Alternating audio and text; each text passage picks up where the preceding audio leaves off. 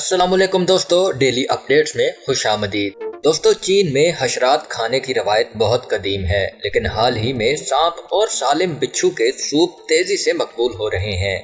अगरचा ये जहरीले भी हो सकते हैं, लेकिन लोगों की अक्सरियत इसे बदन के अंदर फासिद मवाद साफ करने के लिए इस्तेमाल करती है। लोगों का ख्याल ये है कि ये डिटॉक्सिफिकेशन में मदद देता है। चीनी सूबे गवांग जोंग में ऐसी अजीबोगरीब बल्कि खौफनाक डिशें भी बनाई जाती हैं। इनमें डीप फ्राई बिच्छू बतौरे गोश्त खाया जाता है। इसके ठेले फुटपाथों पर भी मिल जाते हैं, लेकिन दीगर इलाकों में लोग सांप और बिलखसूस बिच्छू का सूप बनाना पसंद करते हैं।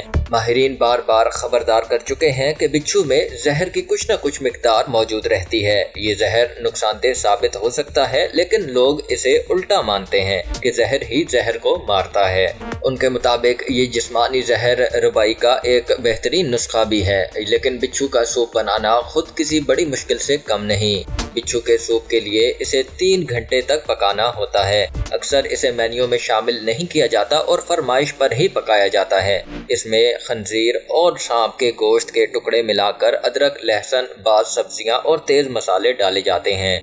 इस तरकीब के बाद बकौल अवाम ये डिटॉक्सिफिकेशन मशरूब बन जाता है, लेकिन एक बात तय है कि आम अफराद इसे देखकर ही खाना छोड़ सकते हैं और उनकी भूख तबाह हो सकती है। शौकीन अफराद के मुताबिक इसमें आबी सांप का गोश्त मिलाया जाता है, जो बहुत नरम और लजीज होता है। बाज़ अफराद कहते हैं कि बिच्छू का ढांचा चबाते वक्त बाज़ मायात खारिज होते हैं और इसका जायका अजीबोगरीब बताया गया है। माहिरीन के मुताबिक चीनी अदविया में बिच्छू और सांप खाने से गिनठियां, ब्लड प्रेशर और जिल्द के अमराज खत्म हो जाते हैं। गर्मियों में ये जिस्मानी हिद्दत भी कम करते हैं। अब तक के लिए इतना ही दोस्तों। मजीद वीडियोस के लिए मेरे चैनल डेली अपडेट्स को सब्सक्राइब कीजिए और बेल आइकॉन पे क्लिक कीजिए, ताकि मजीद आने वाली वीडियोस आप तक सबसे पहले पहुंच सकें। अल्लाह हाफिज।